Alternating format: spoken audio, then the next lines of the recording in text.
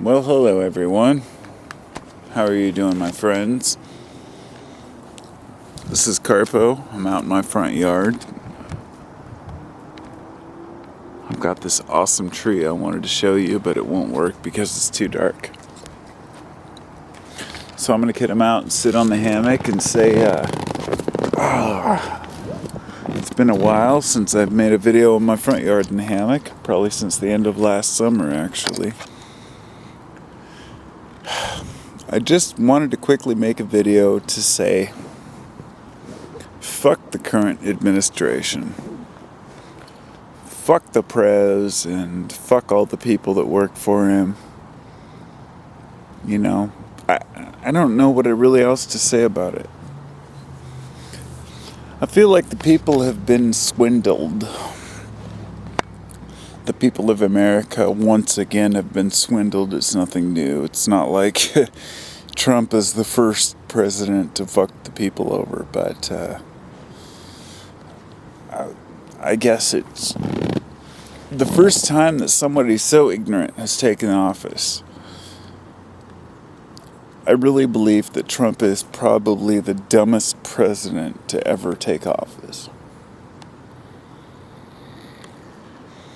Now, I'm not going to go into the details of this and, why I feel this way. It doesn't really matter. It's a very subjective opinion. I don't know Trump's actual, I don't know his actual intelligence level, and I don't really care.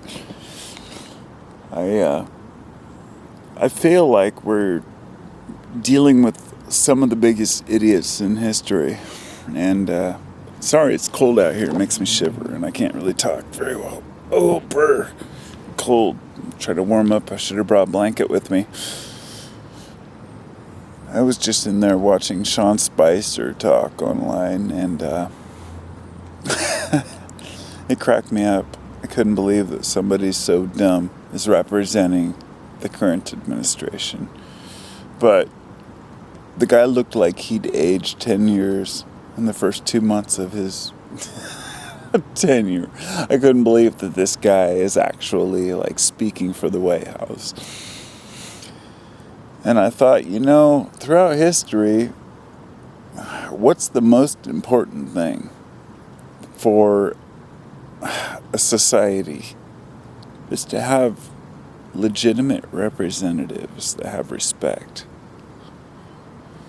And we have a president with a rating of 1/3. I mean, his ratings have dropped to 35%. I mean, I heard 33%, but it really doesn't matter to me. I don't care about the statistics. I don't care about the reviews of what people are saying or what the news is saying, the media. I'm not the kind of person who just buys into the bullshit of the media. Nor do I take sides merely because I'm some libtard. No, I'm just an intelligent human being with my own thoughts. And I can see what's going on. For example, when people talk about, well, give Trump a chance. I did. He failed. And he failed before he started. But I still gave him a chance because I thought, well, it's only fair to say maybe he gets into office and it turns out that this whole ignorance thing was just a ploy. But no, the guy's really dumb. And that scares me more than anything, because being dumb, being ignorant, that means that you are a pawn. And Trump is a pawn for the Republicans' interests. Now, this is why they were so pissed off with the whole healthcare bill and why they turned it down. It wasn't enough for them. They wanted to screw the people more. And here are the Democrats saying we want to screw the people less, and it makes it seem like he's incompetent. But the truth is that there's a huge division, way beyond what Trump can even imagine.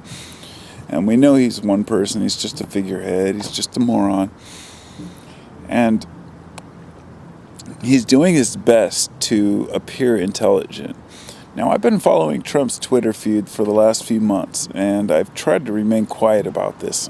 I don't make videos about it. I don't talk about it because there's enough people talking bullshit about Trump.